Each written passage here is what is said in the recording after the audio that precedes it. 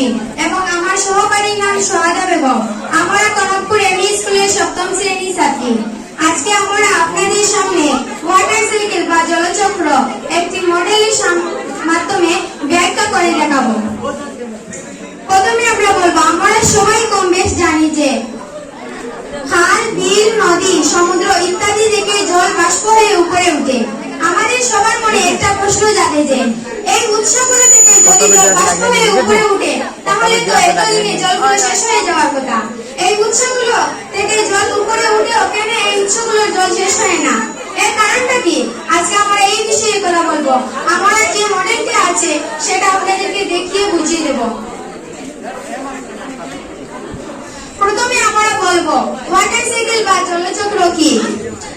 জলচক্র হচ্ছে পৃথিবীর জলের আবর্তন প্রক্রিয়া, যা বাষ্পীভবন, ঘনীভবন, বৃষ্টিপাত এবং প্রবাহনের মাধ্যমে সম্পন্ন হয়। এটি একটি প্রাকৃতিক প্রক্রিয়া যার মাধ্যমে পৃথিবীর জলের পরিমাণ নির্দিষ্ট থাকে এবং জলের বিভিন্ন স্থানে অবস্থায় চলাচল করে। তাহলে আমরা এখন আমাদের মডেলটা দেখে শুরু করি। জলচক্রের শুরুটা হয় প্রথমত খাল, বিল, নদী, এই দেখতে পাচ্ছেন একটা সমুদ্র, এইগুলো থেকে। সমুদ্র থেকে জল সূর্যের তাপে ইভাপোরেশন বাষ্পীভবন প্রক্রিয়ার মাধ্যমে বাষ্প হয়ে উপরে ওঠে।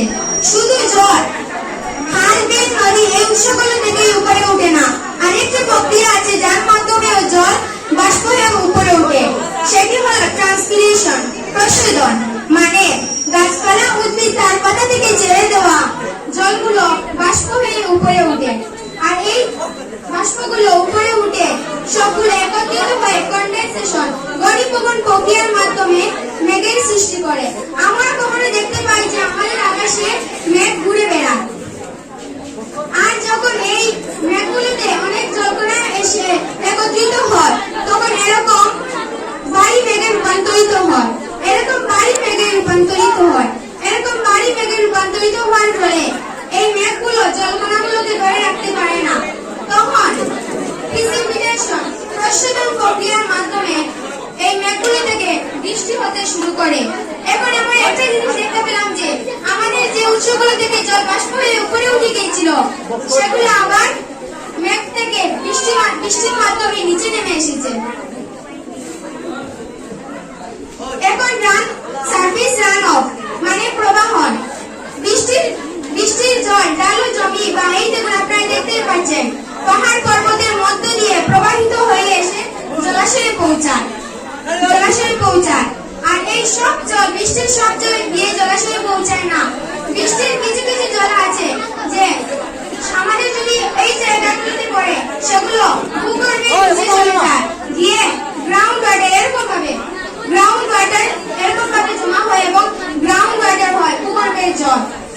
আর এবার আমরা তো সাধারণত জানি, আরেকটা কথা আপনাদেরকে বলতে চাই, আমরা তো সাধারণত জানি জল তরল পদার্থ। জল যখন ওয়াটার সাইকেলের মধ্যে দিয়ে প্রবাহিত হয় তখন জল তিনটি অবস্থায় থাকে: তরল, গ্যাসীয় এবং কঠিন। এবার আমি কোনটা কোন সময় তা দেখাবো। জল যখন সমুদ্রের বা এই উৎসগুলো থাকে তখন সে তরল থাকে, এবং যখন সে বাষ্প হয়ে সূর্যের তাপে উপরে উঠে তখন সে গ্যাসীয় ভাবে থাকে, এবং সে যখন গিয়ে মেঘে রূপান্তরিত হয় তখন সে কঠিন হয়ে যায়। এই বলে আমরা আমাদের ডেমনস্ট্রেশনটা এখানেই শেষ করলাম। আপনাদের কোনো কোয়েশ্চেন তাহলে আমাদেরকে বলতে পারেন। আপনাদের খবর আছে?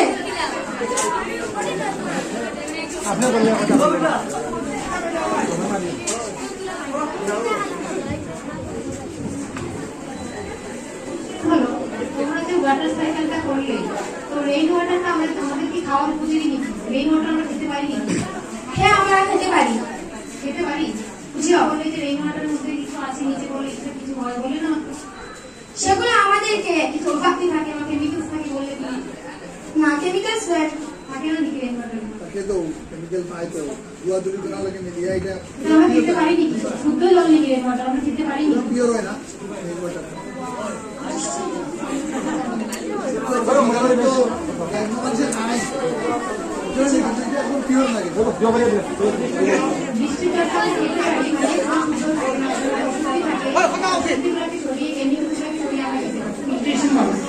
নিজস্ব উপায়ে আমরা হতে পারি।